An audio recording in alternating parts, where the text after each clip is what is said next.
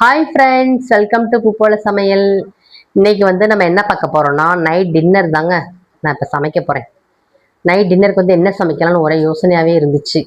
அதுக்கப்புறம் சரி, தோசை மாவு இருக்குது, தோசை ஊற்றிட்டு அதுக்கடுத்து சட்னி அரைக்க நான் கடலைப்பருப்பு சட்னி அரைக்கலான் இருக்கேன். இந்த இது இருக்கு பாருங்க, நிலக்கடலை பருப்பு, இந்த சட்னி தான் இன்னைக்கு அரைக்கலான் இருக்கேன். வீடியோக்குள்ள போகலாம். அடை தோசை மாவு கொஞ்சம் இருக்குது. மேடம் பிரதி இந்த தாளிக்கிற கரண்டியில் என்னடா பண்ண? நூடுல்ஸுக்கு என்ன பண்ண?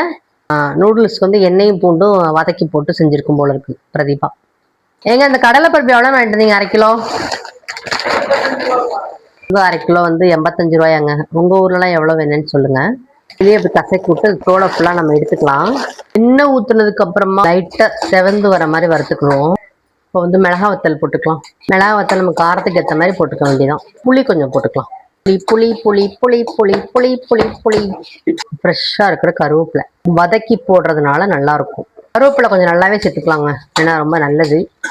அடுப்பு ஆஃப் பண்ணிக்கலாம். பாருங்க, நல்லா சூப்பராக நம்ம வறுத்தாச்சு. இன்னைக்கு சட்னி செம்ம டேஸ்டாக இருக்க போகுது.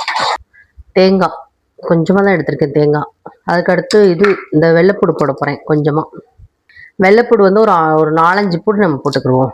இதிலே போட்டிருக்கலாம், ஆனால் நான் போட மாட்டேன். தேங்காய் பார்த்தீங்கன்னா நான் இந்த மாதிரி கட் பண்ணி தாங்க போடுவேன். இதுனா இந்த மாதிரி கச்சக்கத்தான் கட் பண்ணி போட்டோமா அவ்வளோதான், வேலையை முடிச்சோமா அவ்வளோதான். நம்ம வேலையெல்லாம் அப்படிதான், சிம்பிளான வேலை தான். ரொம்பலாம் கிச்சனில் ரிஸ்க்கெல்லாம் எடுத்துக்க மாட்டேன். எனக்கு பார்த்தீங்கன்னா கிச்சன் வேலை மட்டுமே கிடையாதுங்க. அடுத்தது எனக்கு இட்லி பொடி வேலை இருக்குது. இட்லி பொடி மசாலா ஐட்டம்ஸ் எல்லாம் இருக்குது பாருங்க, அதெல்லாம் தயார் பண்ணுறதுனால அந்த வேலையும் இருக்குது. சட்டியில் போட்டு வறுக்கிறோம் பாருங்க, அப்படியே கையெல்லாம் ரொம்ப வலி வந்துடும். இந்த பக்கம் பாத்திரமே பார்த்தீங்கன்னா வெயிட்டான பாத்திரத்தை கூட என்ன தூக்கி கூட என்னால் விளக்க முடியாது. அந்த மாதிரி ஒரு பக்கமாக கை ரொம்ப வலிக்க ஆரம்பிச்சிடும். ரொம்ப வெயிட்டான பாத்திரமும் நான் யூஸ் பண்ண மாட்டேன். அதெல்லாம் கழுவுறதுக்கு ரொம்ப கஷ்டம். எப்போ முடியுதோ அப்போ எல்லா வேலையும் பார்த்து வச்சிருவேன். முடியாத அன்னைக்கு அப்படியே கிடக்கும்.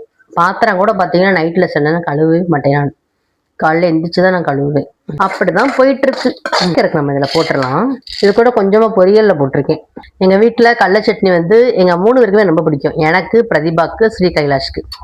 எங்கள் வீட்டுக்காருக்கு அவ்வளோவா பிடிக்காது. அவருக்கு இந்த சட்னி இருக்கு பாருங்க, தேங்காய் பச்சை மிளகா பொரியலில் போட்டு அரைப்போம் பாருங்க, அந்த சட்னி தான் அவருக்கு ரொம்ப பிடிக்கும்.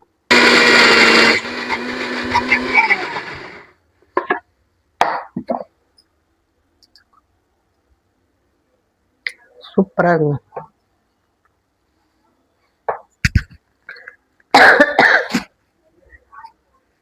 அப்படியே காரம் இங்க பிடிக்கும்.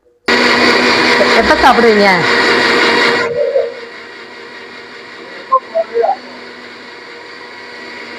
அது என்ன சொன்னீங்க? சாப்பாடே போடாமட்டா நம்ம தோசை ஊத்துறதுக்கு ஆரம்பிச்சிட வேண்டியதாங்க. உங்களெல்லாம் கேட்டான்னு வச்சுக்கோங்க, நமக்கு ரொம்ப லேட் பண்ணி விட்டுருவாங்க. இன்னும் சாப்பாட்டு வேலை முடிஞ்சோடனே பாத்திரம் கழுவுற வேலை இருக்கு நம்மளுக்கு. சாப்பிட்டோன்னே போய் படுத்துருவாங்க, நம்ம தான் எல்லாத்தையும் கழுவணும். சட்னி தாளிக்கிறதுக்கு எண்ணெய் ஊற்றிருக்கேன். இப்போ கடுகு போட்டுக்கலாம். வெடிக்குதே, கையில் பட்டுச்சு. அப்பா, இது தொல்லை தாங்க முடியலையே. நான் இந்த மாதிரி தாங்க தாளிப்பேன். தோசை ஊற்றிக்கலாம். ஃபர்ஸ்ட் தோசை இப்படி தாங்க வரும். எப்பவுமே நம்ம ஃபர்ஸ்ட் தோசை கணக்கில் நம்ம எடுக்கவே கூடாது. ஏன்னா அப்பதான் கல்லை வைக்கிறோம் பாருங்க, அது எந்த கண்டிஷன் இருக்குதுன்னு நமக்கு தெரியாது. சூப்பரான செம்மையான தோசை. எங்கனாலும் உட்காருங்க, இந்த கொண்டு வரேன். இந்த கொண்டு வந்துட்டேன். ஹாஃப் பாயில் ஃபுல் பாயில் அதான் நமக்கு தெரியாது. 2 பக்கம் வேக வச்சு கொடுத்துட்றேன், சாப்பிட்டுக்கோ. நீங்களாம் எந்த மாதிரி ஹாஃப் பாயில் போடுவீங்கன்னு சொல்லுங்க. மிளகுத்தூள் போட்டுக்கலாம். இந்த கொண்டு வரேங்க. ஜீரகத்தூள். என் அரை தோசை உங்களுக்கு பிக்கிறக்க முடியாதா? நான் வேணா பிச்சு வாயில வச்சு ஊட்டி விட்டுறவா? ஏங்க அங்கேருந்து ஒரு சின்ன தட்டு மட்டும் எடுங்க. இந்தாங்கதான், ரொம்ப பெரிய தட்டு எடுத்துட்டீங்களே. கொஞ்சம் ஓரளவுக்கு இருக்க தட்டு எடுக்கணும், ரொம்ப குட்டியோண்டா எடுத்துருக்கீங்க. சேரை கொண்டு வந்து இங்கே போட்டேங்க. சேர்ல உட்காரப்பறேன், முடியல, கால் வலிக்குது. தோசையை சாப்பிட்டு பார்த்துடலாங்க. கொஞ்சம் சாம்பார் ஊற்றிக்கலாம். வெள்ளை சட்னி நான் அரைச்சி ரொம்ப நாள் ஆச்சு.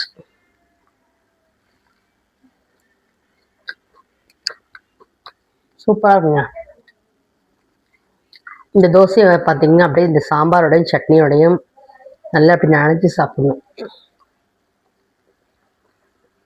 ரொம்ப நாளைக்கு அப்புறம் நான் சட்னி சாப்பிட்றதுனாலே என்னமோ அவ்வளோ டேஸ்ட்டாக இருக்குது. இந்த தோசை மேலே சட்னியை ஊற்றுனோடனே நல்ல சட்னி அப்படின்னா தோசை உறிஞ்சிருச்சு. அவ்வளோதாங்க, சாப்பிட்டு பாத்திரத்தை கழுவிட்டு போய் படுத்தூங்க வேண்டியதான். ஓகே ஃப்ரெண்ட்ஸ், இந்த வீடியோ உங்களுக்கு ரொம்ப பிடிச்சிருக்குன்னு நினைக்கிறேன். நம்ம அடுத்து வேறொரு வீடியோவில் சந்திக்கலாம். நம்ம பூப்போல் சமையல் சேனலை சப்ஸ்கிரைப் பண்ணிக்கோங்க, லைக் பண்ணுங்கள், ஷேர் பண்ணுங்கள், கமெண்ட் பண்ணுங்கள். டாட்டா பாய்.